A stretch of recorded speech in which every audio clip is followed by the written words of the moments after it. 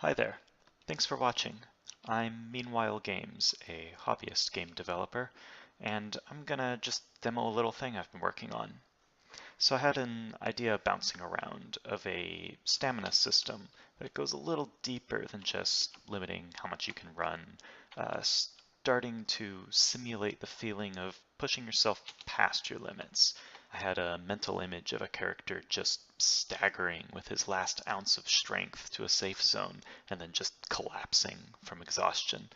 I didn't quite get there, but I wound up with something a little interesting.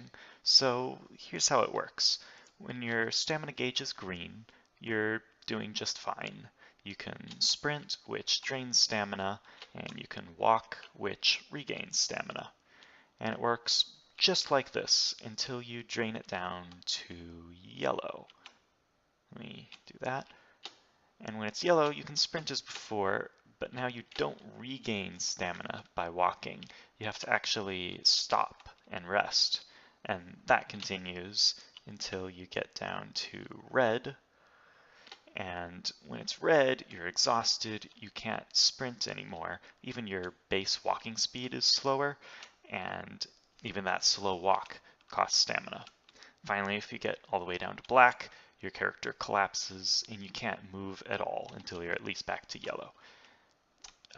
The first thing that I discovered is that this system isn't all that interesting on its own.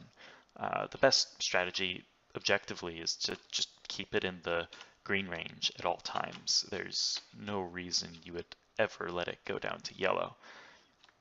So I added a reason. Here are some typical guard bots. They patrol. If they see you, they chase you. If they lose line of sight, they try to get to the last place they did see you. And if they still can't find you, they go back to their patrol.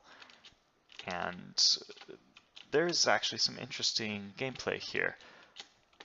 You're encouraged to use that yellow portion of your stamina gauge to get out of sight and into a place they won't find you. But you have to make that sprint count, because if you mess it up, they're going to catch up.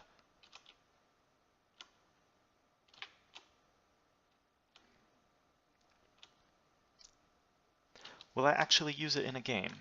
I don't know. Probably not.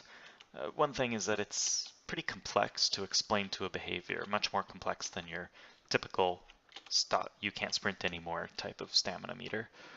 It doesn't really add that much that a simple stamina meter doesn't. Basically what it does is it makes sure that you only have one shot to get away in a situation like this, which actually works against the improvisational playstyle that I like to encourage. But it was fun to build, and I learned a lot from it. Aside from the feel of this mechanic in particular, I learned about GameMaker Studio, which I'm starting to take more seriously as a prototyping tool. It's still more limited than I think I would enjoy working with for a full game engine. That's also why I didn't put this prototype up for download. I'm too cheap to buy the version that allows you to export right now.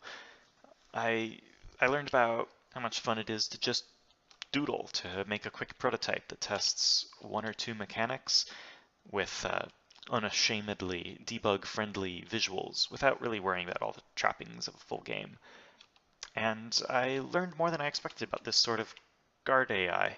It's actually kind of tricky to stop it from getting caught on corners. To use pathfinding effectively, you saw that one just there actually got caught on that corner and had to teleport back to its patrol start. And actually, oh, and this guy got stuck too. It was also interesting to build a state machine for AIs that actually behave differently based on line of sight to a player. I don't think I've actually done that sort of thing before. And yeah, that about wraps up what I wanted to show. I'm going to be posting videos like this sporadically, I think. I'm not sure what my next project is. I think I'm going to just try to finish up my failed VR Metroidvania just so I can call it done.